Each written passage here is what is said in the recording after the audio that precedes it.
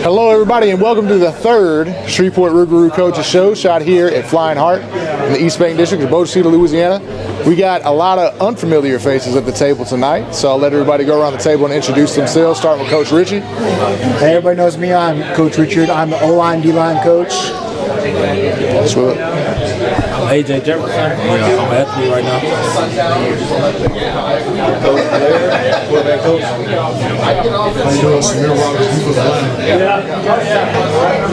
Jason Thomas, D-line and O-line. My name's Kyle Laverdier. I'm the head speed and string coach at D1 Shreveport. My name is Ethan Williford. I'm the general manager and a coach at D1 Training in Shreveport. Trevor Gill, and I am the manager at Flying Heart. All right, so D1 guys, let's talk a little bit about y'all's partnership with the team and all that good stuff. In what capacity y'all going to be working with the team this year? Well, first off, I just really want to appreciate y'all, getting us involved. We're super excited to be a part of the Rouxgaroux. Our members are super excited that, and then really just people across Shreveport are super excited that arena football is coming back. I know everybody remembers the Battle Weeks. Right. We loved it, and it was sad to see them go, but we're happy to see something new and improved, and a lot of marketing and the hype around it. So we're just happy to be a part of it. As far as D1, we're just an athletic training facility. We train athletes of all ages and sports backgrounds, and we also do some adult fitness. And we got approached by y'all to do some team training for the Rouxgaroux, and we jumped on it as quick as we could.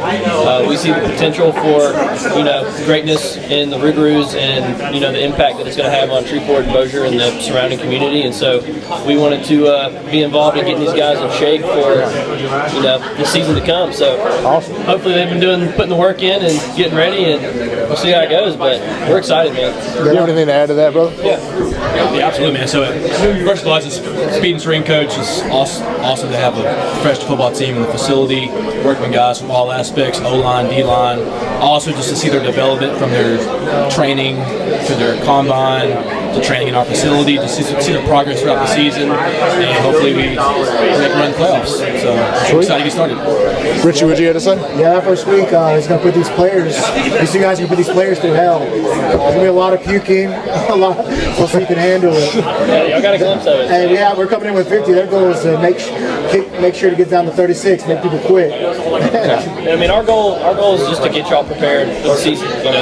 We want greatness out of y'all, and it starts in the weight room, it starts with practice, but it starts with the conditioning as well. So we're going to try to prepare y'all the best we can, prevent injuries, get y'all stronger, bigger, faster, for the performance that y'all are going to be doing in the season. So yeah, man, we're excited to have y'all in. And, because arena ball, you only got 25 players, 21.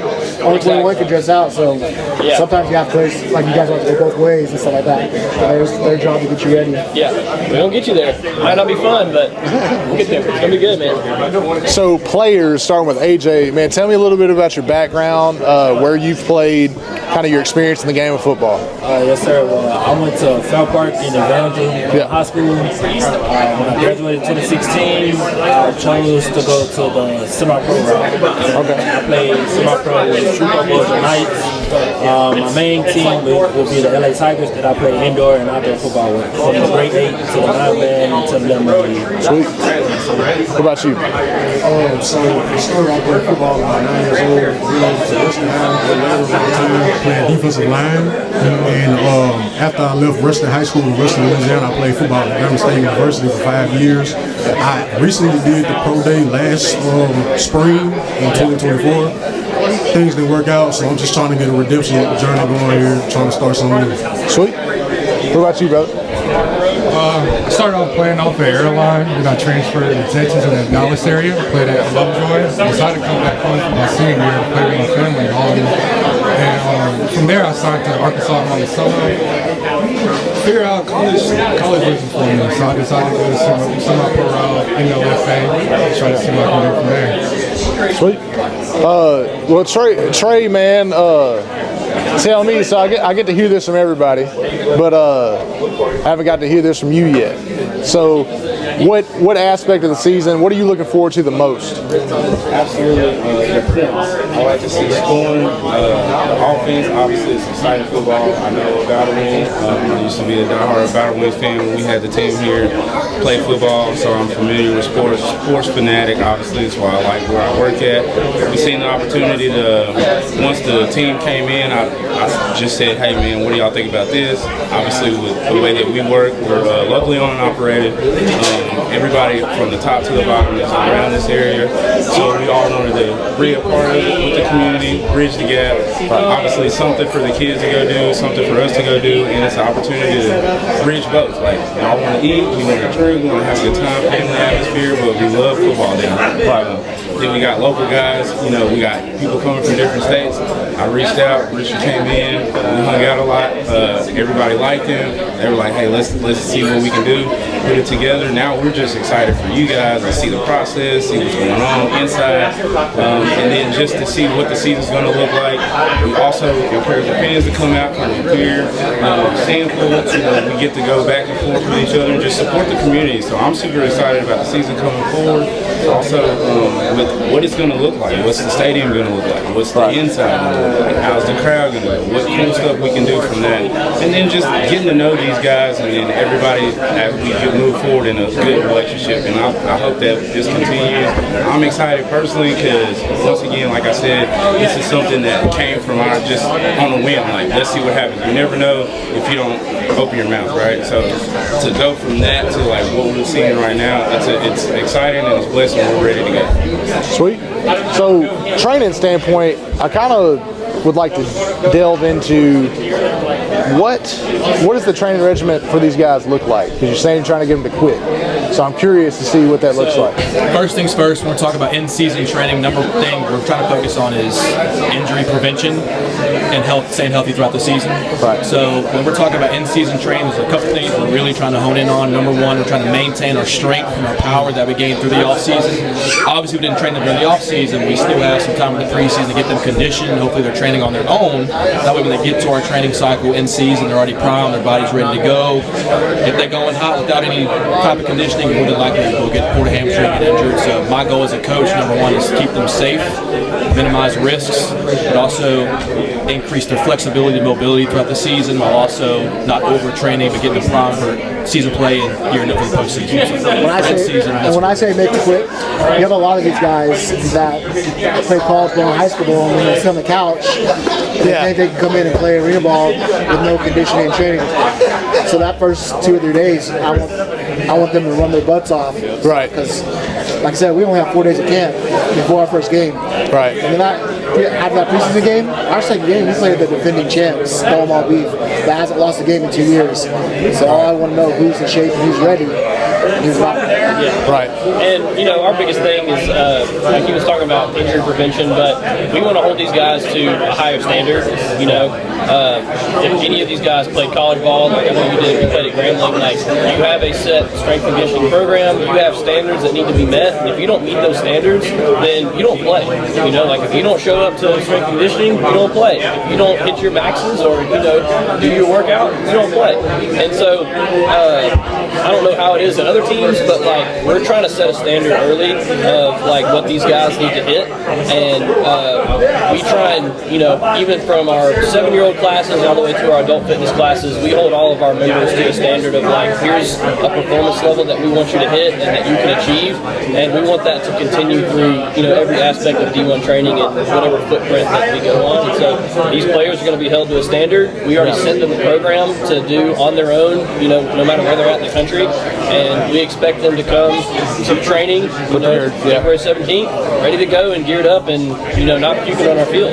So we're hoping that's the case, but, you know, I know these guys that have been to our tryouts, they kind of got a little glimpse of, you know, how we train, what we do, and how we do it. And, yeah, I think they're going to be ready, and, you know, like I said, we're excited to see them play. So. Someone probably will puke on your field. Oh, it's guaranteed. It's guaranteed. It's already happened. Multiple times. Yeah, speaking of the tryouts, around the league, this is like on you guys, around around the league, everyone has said our tryouts is one of the best tryouts they've ever seen put on.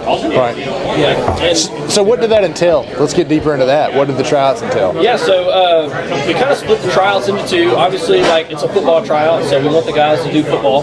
But we were really interested from our point of view on the performance. And so we did a broad jump test. That's just a strict measure of power output. Then we did a pro shuttle, or like a 5-10-5. You'd see that at any NFL or college combine. We also did a 3-cone drill, or sometimes called an L drill. Like as applicable of a football test as you can get. You're moving in multiple different directions, quick changes of direction, stuff like that, and then we ended it with a 40-yard dash. So we had to keep it basic, but incorporate everything that these coaches and owners needed to see in order to sign some players. And that last round of tryouts, like, those guys killed it. Like, we had a bunch of guys running 4.9s, 4.8s, 4.7s, which we were super impressed with. And so if they can do that without any training, think of what 2 months can be, and like where they could end up after 2 months of training. You're going to shave tenths of a second off for sure. Exactly. That's kind of what the D1 performance aspect of it was, and then they followed it up with football tryouts. And these guys are already super athletic and super talented. Yeah. Our job is just to hone it in and really sharpen their skills as an athlete, and then they already know how to play football. It's just sharpening those skills a little bit too, and they're going to perform. That's something Richie was talking about last week too. You're not looking for guys in which you have to teach them how to play football. You're looking for guys that already have experience, but rather getting them in shape and kind of learning a system is more the goal. Correct me if I'm wrong. No, yes. We want guys that know how to play football. I don't want to teach you how to line up. I don't want to teach you what a blitz is or what a route is. We want to do install, strength and conditioning, and stuff like that. That's what we want to focus on. And like most of these guys have played either in college or semi-pro, or even some have played professional. Right. We've had a handful of professional athletes come through our facility. Terrence Marshall Jr., Brandon Wilson, Devin White a couple years ago came into our facility. Like, these guys are already at the top of their game. Yeah. We're just trying to hone the finite skills of their game, and that's our goal with these guys. Obviously if they haven't played in a while, or they're in the off season, get them in shape. But like I said, just hone those skills, make them 1% better, and then the football stuff will just come as is. Right. And they were learning a little bit of the rules when they were watching them. We're doing one-on-ones with all the linemen. They were learning a little bit of the rules as I was teaching the old linemen. Yeah, like, again, it was like 2008 was the last Battle Wings game. Like, I was just watching people fly over walls, but like I'm learning more of the details on how arena football works and what else is incorporated in the game. And dude, it's exciting. Like, I'm ready for it. So I'm gonna circle back between our players here. Who all has played arena ball before? You played indoor. So, but you guys have only been on 11-man, or what about you? I played 1 year of NLFA. Yeah. Most of that year, I was injured. I had an ankle injury, so I played like a couple games. But I got a little bit of experience in 9-man. So y'all got kind of a long road ahead, or rather, hopefully not a rude awakening.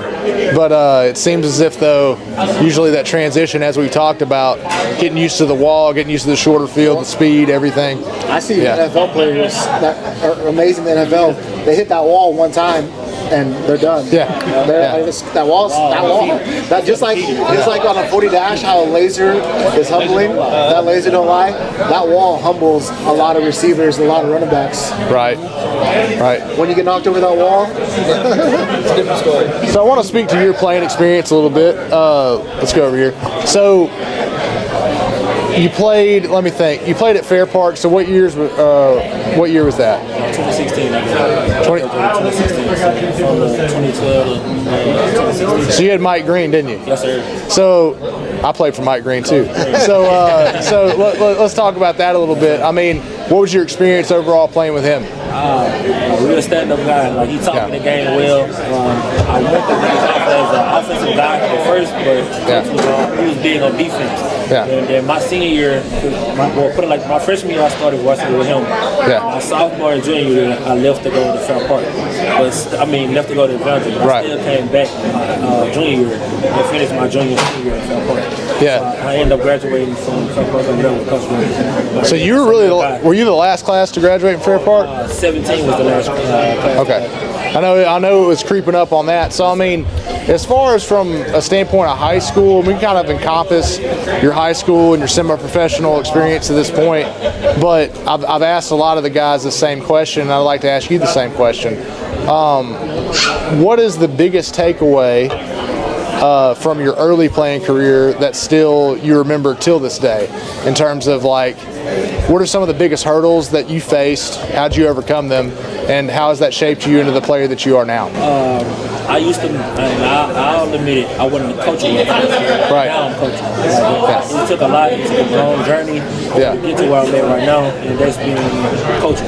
That's all. You have to be coaching. Like if you don't know, if you can't take, say, criticism from fans or from your own coach, then it's not the game for you. What was kind of the breaking point for that, which made you realize you had to adhere to that? My attitude, and I'll say my second year in the NLFA. Yeah. My first year, I was just hardcore at it. Didn't really want to listen. Even though we was always beating up on people just because we was tough. Just because we had a great team. I had a bad attitude. I had to overcome my attitude, my anger issues. Right. So I just had to learn how to be coachable again. Right. So I mean, for you as well. I mean, what's the biggest hurdle that you faced in your playing career so far, and how'd you overcome it? I want to say overthinking. Most importantly, the game, the physical aspect was there. It's just trying to adjust mentally. Right. And I have them low points when I have bad plays or I miss a tackle.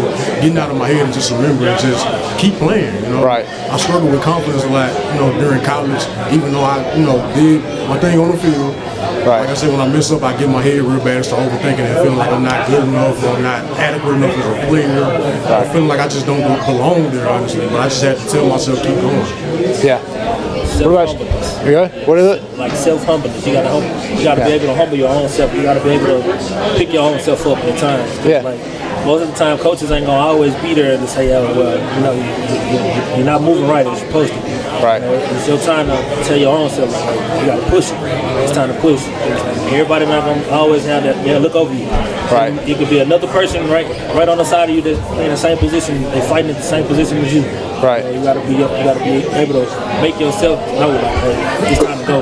Yeah. Well, I mean, even at really any level of football past college or equivalent to college and beyond, I mean, you're subject to lose your job any week. Yeah. So I mean, all the guys at that level, and it's something like even from my own experience going from high school to college, there was guys that I went up against that ended up going D1, and even though I was a good, high school football player, I'd hit these guys and bounce off of them. And it's just like everything I had, I'd hit these dudes and bounce off of them. I'm like, there's a difference. Yeah. You know what I'm saying? Like each level has fewer and fewer people that fit into those, upper echelon levels. And I mean, I love football, but that's the thing with me. It's like, dude, y'all talk about being humble a lot. We talked about that a lot last week, and that's something that became apparent to me is like, you not only have to be humble because, like I said, you can lose your job at any time, but also, you have to humble yourself because you're part of a unit. And football is one of those few sports, like Richie said last week, to where you have to win as a team. Basketball, baseball, sports like that, you can have one or two guys that can carry a team. It's just not that way in football. You can have an amazing quarterback, you can have an amazing defensive back, whatever, but if that's all you got, if you're failing to move as a unit, you're not going to win any football games. I mean, if you look at anybody in the NFL, like who in the NFL is showboating anymore? Like who is singling themselves out as like it's all about me, it's my time, it's my show. Like the last person I can think of, maybe Antonio Brown, and look where he's at. Like everybody is a part of the team. Humble yourself, be a team, and you win championships. I mean, do you think Tom Brady ever, showboated about him? No, it was all about the team. And guess how many Super Bowls he has? What, 7? I can just talk from personal experience. All the NFL players that we've trained, they come in, they haven't said a word. They come in, they do their work, and then they leave because they know the mission at hand. They know why they're there and what they're training for, and the ultimate goal of being great, being a legend and winning a Super Bowl. Like I think it took the whole summer to get Devin White to say one word to us. Not that he was mean, but he came in there with a focus of, I'm here to work hard and get that 1% better in order to succeed. And I think that year he won the Super Bowl. So like, the guys are built different, and the sooner that these young guys can understand that mentality of, hyper focus on your goal, let go of all the other external factors, and just focus on what you want, then you're going to succeed. I was actually watching a podcast earlier today, and it was NFL podcast, and it was defensive end. He didn't have that many sacks. He said sacks are overrated. Players that go for sacks are overrated. You see these big players like Bosa. Everybody talks about Bosa, how he's player of the year. How many run stops does he have? He doesn't have that many. He's not a good run stopping defensive end because he's taking that big bubble trying to always get these sacks. Right. I'd rather have somebody run stopping and clogging outside container run stopping. If you run up the field, they're just going to take off and run. In an arena, that's really bad. And stuff like that. We had a guy who played for the Chargers. We had to get onto him. He played for the Chargers for 7 years. Yeah. He was a really good defensive end. But he wanted to line up wide, and he wanted to take that wide angle. Our quarterbacks would just go underneath him every time. Yeah. Like the best guy that I can think of in the NFL right now that is Richardson for the Bengals. Yes. Big Joe Burrow fan, so I like to watch all the Bengals games. Like he's never talked about, but he's like one of the top leaders in sacks because he's that type of way. He's not trying to get sacks; he's trying to make a play for the team, and he ends up with the sack. Exactly. Right. So like, the nose guard for the Eagles, Carter. Carter, same way. Rookie, same way. And guess where they're at? They're in the championship, NFC championship, right? Yeah, like just, humble yourself, focus on the team, and then, rising tide lifts all boats, So I hope that y'all carry that same mentality in with training and then with the game. And, who knows what happened the first year. So. Well, man, assignment. What is your assignment on any given play? When you're running stunts on defense especially, I remember playing middle linebacker and thinking to myself, and even here at Bossier High, I just remember thinking to myself, we were in a 3-3-5. And it was like, I remember running stunts a lot and being like, well, I'm nowhere near the ball. But it's like, well, if I'm not filling that gap, though, I'm not doing my job. You know what I'm saying? It's like, at the end of the day, you quickly get out of that mindset of being like, it's not all, like y'all said, it's not all about that one guy getting as many sacks as possible, whatever. Man, if you're in the right position every play, you're going to make plays. Exactly. Eventually. There's one rule about arena: you can't do stunts in arena football. I don't know if you knew that or not. You can't do I just found that out. There we go. He actually learned that too. Yeah. Like in arena, your center, and your defensive end, if they're both in the A gap, that's a penalty. It's illegal defense. Okay. So how does that work then? So it's basically your linemen are one-on-one. Your defensive end have to be shaded to show they can't line up like a wide 9, stuff like that.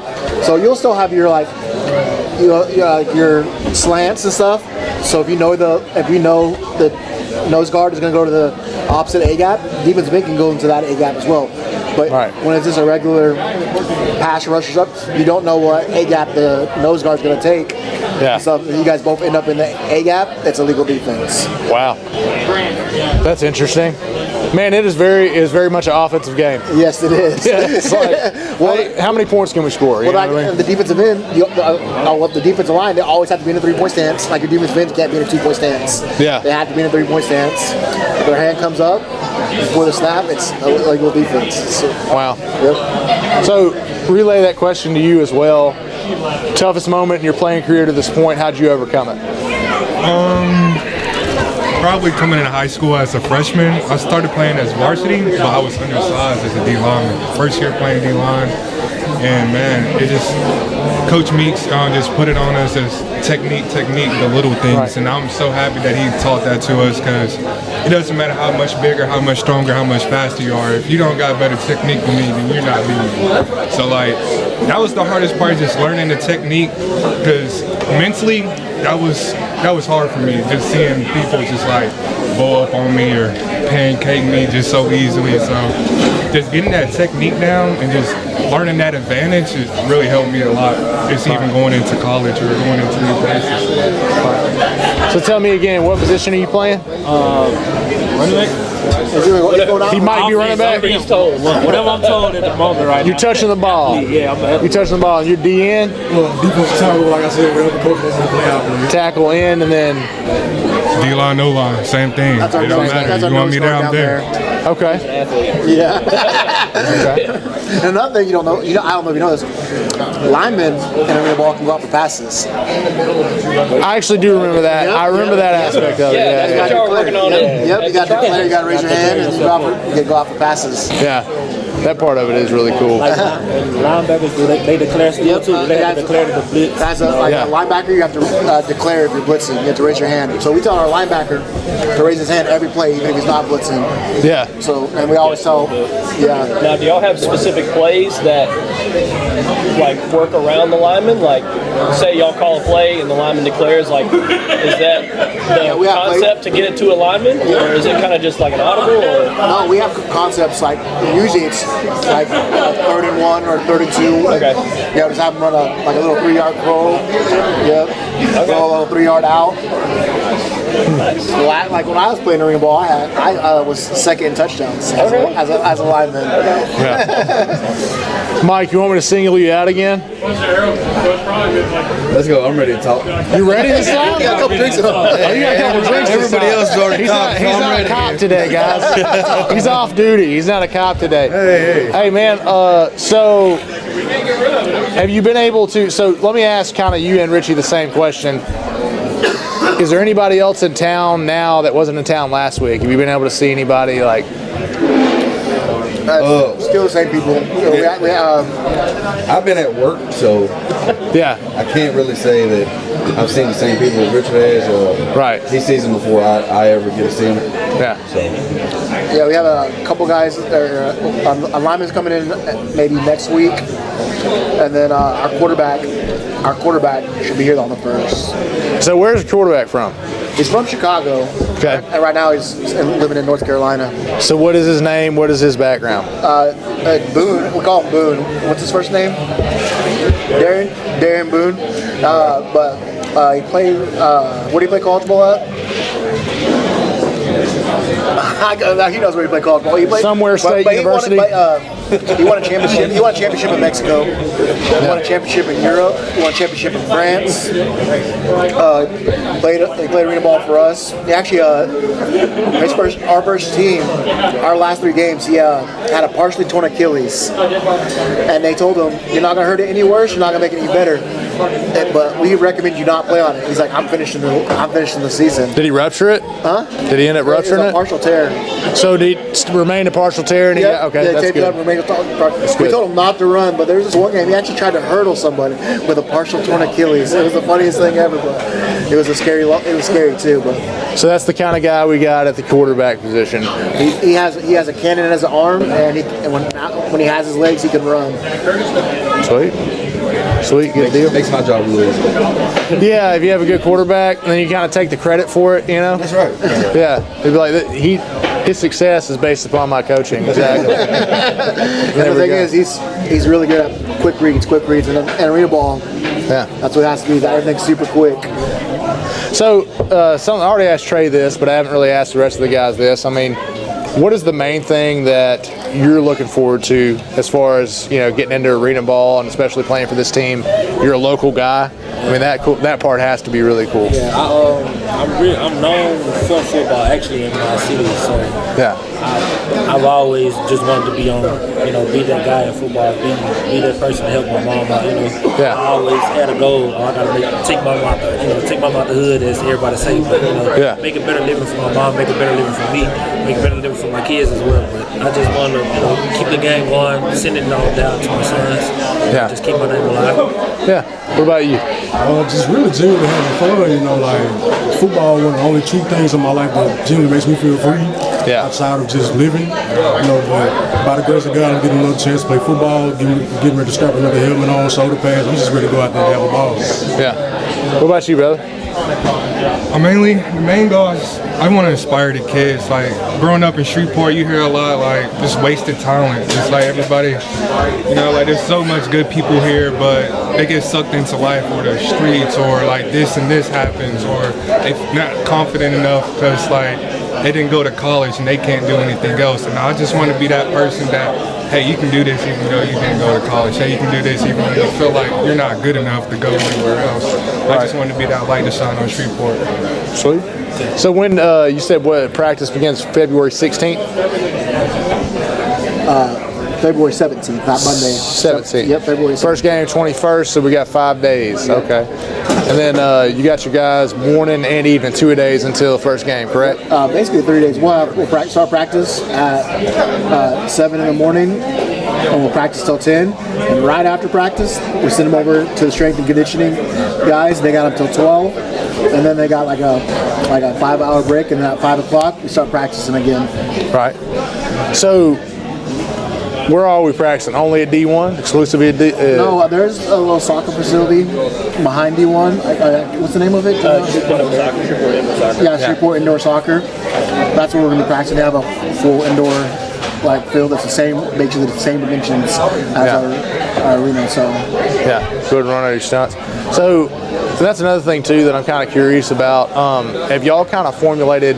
We talked about this briefly, but I mean, really, I'm the guy editing all the podcasts, so I get to hear what we've been talking about multiple times. But we didn't really get specific on. I mean, what are we doing offensively? Offensively, we run like more of an RPO, run pass option, like fast pace. We have a quarterback, like I said, really good at reading the defensive ends, and stuff like that. Keith, he coached at Ohio Dominican. They really did the RPO. And when he was at Southern Miss, under Hal Mung. I don't know if you know who Hal Mung is. What is it? Hal Mung. No, I don't know what that is. He's a really good RPO offensive coordinator. So head coach and so that's who we learned from. And so if you can run a good RPO in an arena, it's really hard to stop. Yeah. It's really hard to stop. A lot of teams don't run it because it's hard to run because the whole line's one-on-one and stuff like that. A lot of quarterbacks. And a lot of quarterbacks in this league, they weren't quarterbacks in college and in high school. They're transitioning from being wide receivers and stuff like that, and they're trying to be quarterbacks. And so when you have a true quarterback that knows how to read a defensive end and read a linebacker and stuff like that, it really helps. Now, I might sound ignorant as far as the arena football realm goes, but is it the same rules as for offensive linemen as like downfield blocking in the RPO as like college or NFL? Yes. So like if it's a pass, they can't go block the linebackers or whatever. Nope. It's they have to stay within 3 yards. Yeah. Okay. I didn't know if there's like a different arena football dynamic of it's still that 3 yard that 3 yard window. Yeah. So that's even harder too to read, like with what is it, 8 people? Yep. Like man, that's a challenge. So like you're right. Like it seems harder to run an RPO. Like I said, like if you're a good corner in arena ball, or you're a good quarterback in arena ball, you get a bigger chances in the higher level. Yeah. Because it's hard to cover a receiver that's going full speed and motion straight at you, and it's hard to read. Like in an arena, you got to read a defense in 2 seconds. You don't got that 4 to 5 seconds like you do in the NFL and outdoor. You got 2 to 3 seconds. Not gonna lie, I saw no bigger eyes than I did in those corners at the tryouts, running those motions. Those guys were running motions and then going out, and those corners who were trying out were like, "Oh my gosh, what is going?" They've never seen anything like it, and so they caught on really quick, which was impressive. But like, that's a whole nother aspect that they're gonna have to. At the tryouts, like the slants. Exactly. Like how they're holding on the ball too long. Those quarterbacks are holding on the ball. Yeah. And like a slant in the NFL, you can take a 2 or 3 step drop. In arena, it's no step or one step. Yeah. You gotta go. You gotta release that ball. So the windows are so much smaller. Yeah, that's what I was going to say is that forward motion, it hurts the defense. I mean, it really does. Like the corners that are traditionally 11-man and 9-man, they're not expecting a forward motion receiver. Right. Once that receiver comes in forward motion, they're already beat by 5 steps. Yeah. So that quarterback has to look at it and say, hey, you know what? Hey, this guy's open 10 times faster than the normal receiver gets open. They don't have to do a stutter step or a side step to get open in the pass. They're already downfield and they're waiting for the ball to come out. So that quarterback, like I said in previous podcasts, it's a 3-second drop to a 5-second drop in 11-man. Right. And arena ball, you're looking at a second and a half. Hey, that guy's wide open. You might as well hit him now. Yeah. So it's a fast-paced game for the quarterback. Well, I mean, that's another thing, too, which kind of raises the question for me. So we can't run stunts in the box. But what about coverages? I mean, really, how does that work? Is it all one-on-one? No, there's zones. People run zone. A lot of people do run man, but we red zone a lot. Especially when we get in the red zone, we run a zone and stuff. We don't let our backs turn towards the receivers and stuff. Yeah. Because that's, how many people can you have in motion? 2. Okay. Yep, 2. Yep, Man, 2 guys in motion. That would be insane. It's going to be an insane season. I know that. We have one play. People know it because they can just go watch film of. We'll have a guy. He's lineup receiver, but he runs behind the quarterback instead of down, and he runs behind the quarterback. And before he gets within that in the box, they snap it, and he's running full speed. And he runs up the middle and gets handed off the ball. It's not a pass; he gets handed the ball off. So he had already had full head of steam when he gets the ball handed to him. Yeah, you're very much on your toes. So let's get into the history. Do you know a lot about the history of arena ball? I know a lot. I know a little bit. I don't know a lot. I know. This guy Tommy Benicio. Everybody knows about has heard of the IFL. It's like indoor football. Yeah. He actually created the IFL. His name's Tommy Benicio. He actually created the CIF. If you ever see him, he looks like Joe Pesci. Itty bitty Italian guy. Yeah, little bitty Italian guy. Wears a 3-piece suit. He does. My business partner Keith. He can sound just like his name's Tommy Benicio. Sounds just like him. Yeah. I swear he sounds like Joe Pesci too. Yeah. So I mean, that started in what year? The arena ball? Yeah. It was before Kurt Warner. I think it was like 2 years before Kurt Warner. 2 years before Kurt Warner. It's like 94-ish, so about 30 years. Yeah, in the 90s. I know it was in the 90s. Yeah. So I mean, how it's evolved, has it really changed in any way between y'all's league and the original iteration of it? Yeah, we did arena ball. We did away with the rebound nets and stuff like that. Some of the rules changed. Like it used to be when you kick a field goal. It used to be worth 2 points. It's only worth 1 point now. It's called an Uno. You kick it kick off and you kick it through the uprights. It's an Uno. Get 1 point. There is no touchbacks. There used to be touchbacks. There is no touchbacks anymore. Like if you get sacked, if you catch the ball in the end zone, you don't take it out. You get a tackle in the end zone. The other team gets 2 points. Okay. So they still going to keep the ball. It's not like a safety, but the other team gets 2 points. There's some distinct differences in that regard, for sure. Yeah. Yeah, and then like a lot of people don't know, there's people in the NFL now that actually came from arena ball. Green Bay's head coach. He actually played for the Billings Outlets. Okay. He was a quarterback. He was a second string quarterback for the Billings Outlets. Wow. Look at that. When you just look at it, so February 21st. I know I've been harping on this, but I mean, just kind of erring on the side of caution because this may be the first episode that some people have watched. So we're February 21st at the Hirsch, 7 p.m. We're playing the Vipers? Falcons, Dallas Falcons. Dallas Falcons. Falcons, okay. And they're not the defending champs though, correct? Nope, next week we got the Omaha Beef. They're the defending champs. Okay. So in terms of that, you haven't really been able to, outside of tryouts, you haven't really been able to, assess anybody. No. So I mean, we're kind of to the point right now, we're just waiting for training camp. Waiting for training camp. We have some defensive Zoom meetings. We're getting ready to start our offensive Zoom meetings and stuff like that. So getting our installs in right now. So when players come in, we don't have to work as much getting installs in. Right. Sweet. Well, y'all aren't really being specific about what you're going to do to these guys, though. I mean, that's more Kyle's department. You trying to surprise them? I mean, what's going on? That's a surprise. Oh, okay. Big surprise.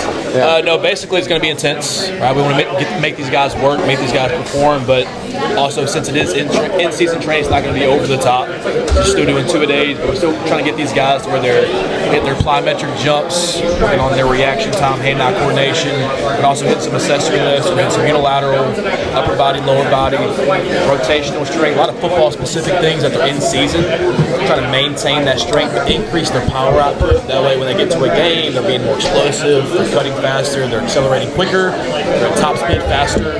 So basically, all the things that we do in training, we're trying to translate to what they do on the field. So if we do like any type of change direction work, it'll be specifically what a wide receiver will do on the field, safety will do. So we're trying to translate our strength conditioning to on-field performance. So when we do our training in the next couple of weeks, really honing on those small details of power and strength, but we're not going to be doing a 1 rep max on day 1. It's going to be intense training, but enough to that we're not getting fatigued and getting sore, that we're performing throughout the whole season. Well, it sounds more so like, I mean, you have a focus on strength, but it seems more so like it's maintenance for strength. Well, endurance a lot of endurance training is what it seems like. Because I mean, I think that's a common misconception with the game of football too, is that people perceive it as, oh, you're only plays 5 to 10 seconds. It's like, yeah, but those, I mean, you're giving everything you have for 5 to 10 seconds for a 60-minute period. So I mean, with that being said, it's very synonymous, I would think, with a lot of HIIT training, a lot of CrossFit style workouts, things like that. I mean, it's we do a lot of in-season circuit training to build that metabolic conditioning. And we run on. That's why we need to be conditioned now before you get there. Yeah, so, we run a no huddle now, please. Yeah. So we run a no huddle, so we like to keep going. A lot of people don't run a no huddle. We do run a no huddle. So And it's just like anything. You want to train for, not worst case scenario, but like what's the most amount of, strain you're going to put on your body during performance.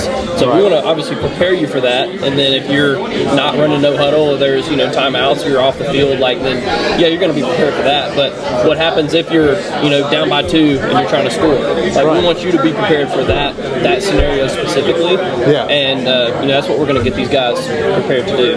A little bit more in the tank. I mean, at the end of the day, you may have a little bit more in the tank to where you think you're at your wits' end, and you still got a little bit left.